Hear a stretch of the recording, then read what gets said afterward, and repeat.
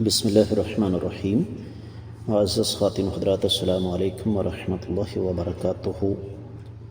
یہ بات میں اور آپ اچھی طرح جانتے ہیں کہ سارے کے سارے غیر مسلم سنگ دل اور ظالم نہیں، بلکہ بہت سارے غیر مسلم ایسے ہیں جو ماہانہ نہیں، روزانہ کی بنیاد پر لاکھوں نہیں بلکہ کروڑوں روپیہ ایسے کاموں میں خرچ کرتے ہیں جنہیں ہم اپنی اصطلاح میں نیک کہتے ہیں۔ اب ان کے ان نیک کاموں کی حیثیت، اوقات اللہ کے نزدیک کیا ہے، یہ ہے ہمارے آج کے قرآن مجید کے سبق کا موضوع۔ سب سے پہلے آیت مبارکہ کی تلاوت۔ اعوذ باللہ السمیع العلیم من الشیطان الرجیم۔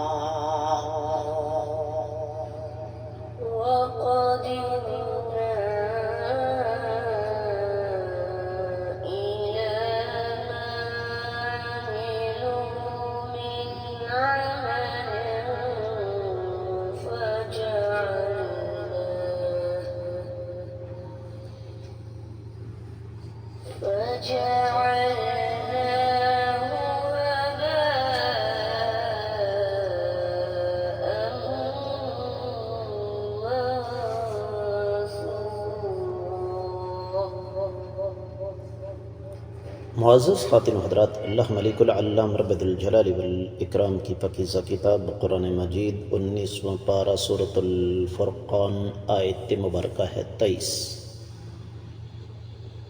اللہ ملک العلام رب الجلال والاکرام فرماتے ہیں، وَقَدِمْنَا، اور ہم بڑھے، اِلیٰ، طرف، ما، جو، عملوا، انہوں نے اعمال سر انجام دیے، من عمل، اعمال سے، فَجَعَلْنَاهُ، اور ہم نے انہیں کر دیا، ہَبَاءً، ایسے ذرے، منثورا، جو کہ پراگندہ ہیں۔ با محاورہ ترجمہ سماعت فرمائیے گا۔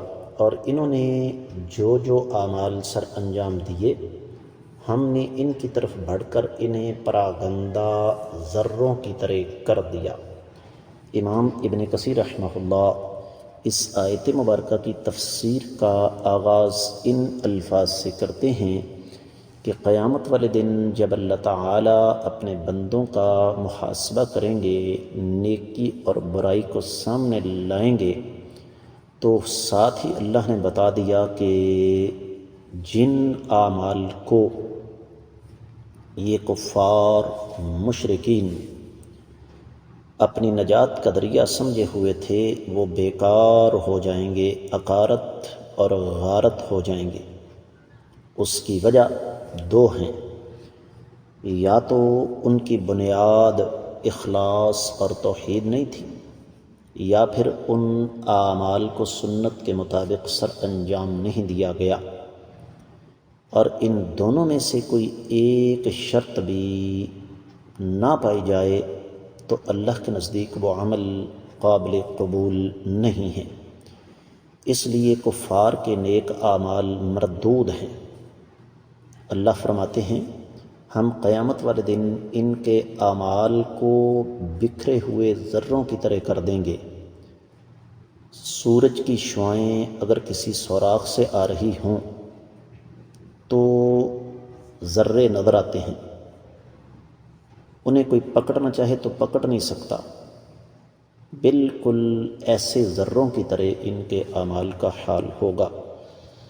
جس طرح پانی زمین پر بہا دیا جائے وہ ہاتھ نہیں آ سکتا، گرد و غبار ہاتھ میں نہیں آ سکتا، درختوں کے پتوں کا چورا چورا ہو کر ہوا میں بکھر جائے، یا راکھ اور خاک جو اڑتی پھرتی ہو وہ ہاتھ نہیں آ سکتی۔ اسی طرح ان کے اعمال بیکار ہیں، ان کا کوئی ثواب انہیں نہیں ملے گا، اس لیے کہ انہوں نے یا تو دونوں شرطیں پوری نہیں کیں یا کم از کم ایک پوری نہیں کی۔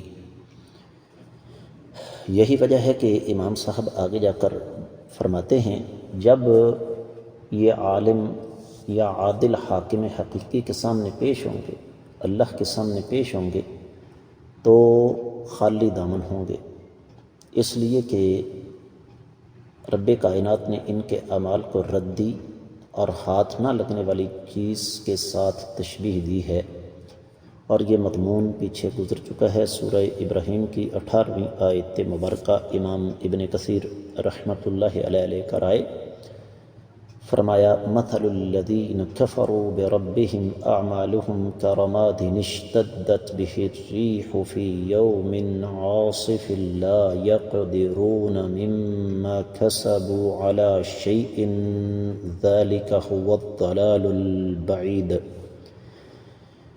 کافروں کے اعمال کی مثال اس راکھ کی طرح ہے جسے تیز آندھی ہوا میں اڑا دے۔ جو یہ اعمال سر انجام دے رہے ہیں ان کا کوئی فائدہ نہیں ہوگا، یہ دور کی گمراہی ہے۔ اور پھر امام ابن کثیر رحمۃ اللہ علیہ فرماتے ہیں کہ انسان کی نیکیاں بعد گناہوں کی وجہ سے بھی ضائع ہو جاتی ہیں، جیسے کہ کوئی شخص صدقہ و خیرات کرے اور بعد میں احسان جتلائے اور جس کے ساتھ نیکی کی ہو اس کو تکلیف دے۔ سورۃ البقرہ کی 264ویں آیت مبارکہ امام ابن کثیر رحمۃ اللہ علیہ لے کر آئے، یا ایہا الذین آمنوا لا تبطلوا صدقاتکم بالمن والأذى كالذي ينفق ماله رئاء الناس ولا يؤمن بالله واليوم الآخر فمثله كمثل صفوان عليه تراب فأصابه وابل فتركه صلدا لا يقدرون على شيء مما كسبوا والله لا يهدي القوم الكافرين۔ کہ اے ایمان والو، اپنے صدقات کو احسان جتلا کے اور اذیت دے کر ضائع نہ کرو، اس شخص کی طرح جو لوگوں کو دکھانے کے لیے مال خرچ کرتا ہے، اللہ پر اور آخرت کے دن پر ایمان نہیں رکھتا۔ اس کی مثال ایسی چٹان کی طرح ہے جس پر مٹی پڑی ہوئی ہو، تیز بارش آئے تو اس مٹی کو بہا لے جائے اور اسے چٹیل چھوڑ دے۔ انہوں نے اس مٹی میں جو بیج وغیرہ ڈالا ہے اس میں سے کچھ بھی ان کو نہیں مل سکا، اور اللہ تعالیٰ کافر قوم کو ہدایت نہیں دیتے ہیں۔ معزز خواتین و حضرات، امام ابن کثیر رحمۃ اللہ علیہ پھر اسی آیت مبارکہ کی تفسیر میں سورۃ النور کی 39ویں آیت مبارکہ لے کر آئے جو پیچھے گزر چکی ہے، والذین کفروا اعمالهم کسراب بقیعۃ یحسبہ الظمآن ماء حتی اذا جاءہ لم یجدہ شیئا۔ وہ لوگ جنہوں نے کفر کیا، ان کے اعمال اس سراب کی طرح ہیں جو کہ چٹیل زمین پر ہو، پیاسا اس کو پانی سمجھتا ہے، جب اس کے پاس آتا ہے تو اسے کچھ بھی نظر نہیں آتا۔ تو حاصل کلام یہ ہے کہ کافروں کی جو نیکیاں ہیں وہ قیامت کے روز کوئی ان کو فائدہ نہیں دے سکیں گی۔ کیوں نہیں دے سکیں گی؟ اس پر انشاءاللہ ہم دیگر کتب تفاسیر کی روشنی میں جب بات کریں گے تو کچھ وضاحت ہوگی۔ آج کا سبق تفسیر ابن کثیر تک محدود، آئندہ آنے والے سبق تک کے لیے اجازت دیجیے۔ السلام علیکم ورحمۃ اللہ وبرکاتہ۔